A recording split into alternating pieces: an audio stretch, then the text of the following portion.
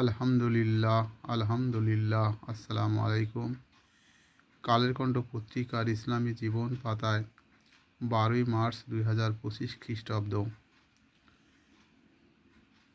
পাপ বর্জনের সহজ নিয়ম শিরোনামে এই লেখাটি ছাপানো হয়েছে। লেখক শরীফ আহমদ। আসল লেখাটি আমি পড়ি, আপনারা দয়া করে শুনুন। ইনশাল্লাহ এ থেকে আমরা অনেক অজানা বিষয় সম্পর্কে জানতে পারব। আল্লাহ রাব্বুল আলামিন আমাদেরকে ওপর আমল করা তৌফিক দান করবেন ইনশাল্লাহ। লেখক মহোদয়কে আল্লাহ রাব্বুল আলামিন উত্তম বিনিময় দান করুন, তার ইলমে বারাকা দান করুন, আল্লাহুম্মা আমিন। পাপ বর্জনের সহজ নিয়ম। পাপ বর্জনের সহজ নিয়ম। প্রত্যেক মানুষের মধ্যে পাপ পুণ্যের অনুভূতি আছে। পূর্ণ মানুষের ঈমান মজবুত করে, মুক্তির রাজপথে নিয়ে যায়। পাপ মানুষের আত্মাকে কলুষিত করে এবং আল্লাহর নৈকট্য থেকে দূরে সরিয়ে দেয়। পাপের সংজ্ঞায়ন দুইভাবে করা হয়েছে। এক, নাওয়াস ইবনে সামান আনসারি রাদিয়াল্লাহু আনহু বলেন, আমি রাসূলুল্লাহ সাল্লাল্লাহু আলাইহি সাল্লামকে পুণ্য ও পাপ সম্পর্কে প্রশ্ন করলাম। তখন রাসূল সাল্লাল্লাহু আলাইহি সাল্লাম উত্তর দিলেন, পুণ্য হচ্ছে সচ্চরিত্র, আর পাপ হচ্ছে যা তোমার অন্তরে খটকা সৃষ্টি করে এবং লোকে তা জানুক তা তুমি অপছন্দ করো।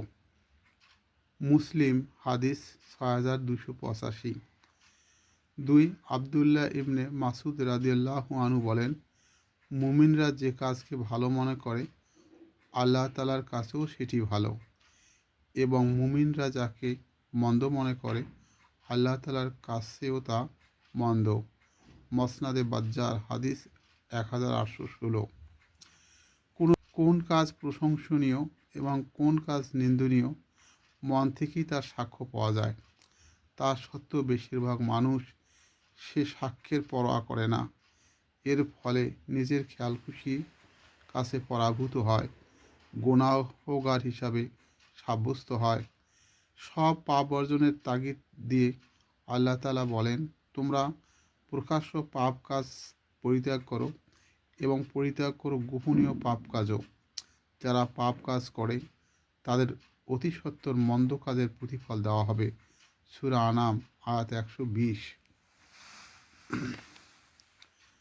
ছোট বড় পাপ। কোরআন, সুন্নাহ ও পরিণতির ভিত্তিতে পাপকে কবিরা ও সগীরা দুই ভাগে বিভক্ত করা হয়েছে। সগীরা পাপকে ছোট করে দেখার কোনো সুযোগ নেই। কিয়ামতের দিন ছোট বড় সব পাপের জন্য আল্লাহর কাছে জবাবদিহি করতে হবে। কোরআনে ইরশাদ হয়েছে, যে ব্যক্তি অনুপরিমাণ ভালো কাজ করবে সে তা দেখতে পারবে, এবং যে অনুপরিমাণ মন্দ কাজ করবে সেও তা দেখতে পারবে। সূরা জিলজাল আয়াত 7-8। সগীরা পাপকে ছোট মনে করলে জমা হয়ে একসময় তা পাহাড় পরিমাণ হয়ে যায়।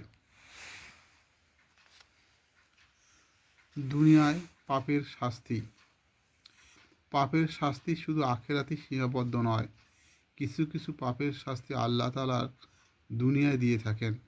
দুনিয়ার শাস্তি দেওয়ার উদ্দেশ্য এক প্রকার সতর্কতা, যাতে মানুষ অনুতপ্ত হয়ে তার পথে ফিরে আসে।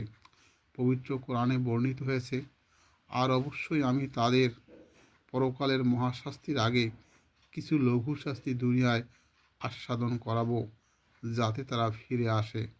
সূরা সেজদা আয়াত 21। এই শাস্তি কখনো জাতীয়ভাবে ভূমিকম্প, বন্যা, খরা, ঝড় ইত্যাদির মাধ্যমে হতে পারে, আবার কখনো ব্যক্তিগত জীবনে কঠিন রোগ, নিজের প্রিয়তম লোকদের মৃত্যু, ভয়াবহ দুর্ঘটনা, মারাত্মক ক্ষতি, ব্যর্থতা ইত্যাদির মাধ্যমে হতে পারে। পাপ বর্জনের সহজ নিয়ম। একদিনে বা এক রাতে হঠাৎ করে গুনাহের চিরাচরিত অভ্যাস ছেড়ে দেওয়া কঠিন।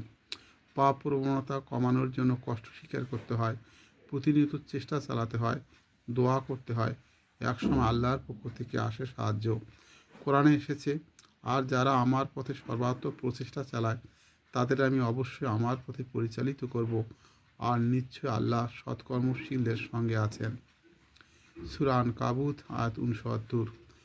কাজকর্মের শক্তিমত্তা ও দুর্বলতা পরিহার করে হিম্মত ঠিক রেখে চললেই পাপের মহাসড়ক থেকে বাঁচার উপায় বের হবে।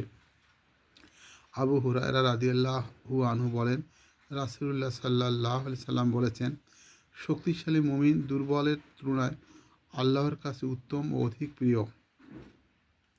প্রত্যেকের মধ্যেই কল্যাণ আছে, যাতে তোমার উপকার হবে তার প্রতি তুমি লালায়িত হও এবং আল্লাহর সাহায্য প্রার্থনা করো এবং অক্ষম হয়ে থেকো না। যদি কোনো বিপদ তোমার উপর আপতিত হয় তবে এরূপ বলবে না যে আমি এরূপ করতাম তবে এরূপ হতো, বরং এই বলো যে আল্লাহ যা নির্ধারণ করেছেন এবং তিনি যা চেয়েছেন তাই করেছেন, কেননা তোমার যদি শব্দটি শয়তানের আমলের দুয়ার খুলে দেয়। মুসলিম হাদিস 6532। আসুন আমরা পাপ বর্জন করে চলার চেষ্টা করি। আল্লাহ রাব্বুল আলামিন আমাদেরকে আলোচনার ওপর আমল করার তৌফিক দান করুন। আল্লাহুম্মা আমিন। আল্লাহুম্মা আমিন। আল্লাহুম্মা সাল্লি আলা মুহাম্মদ ওয়া আলা আলি মুহাম্মদ।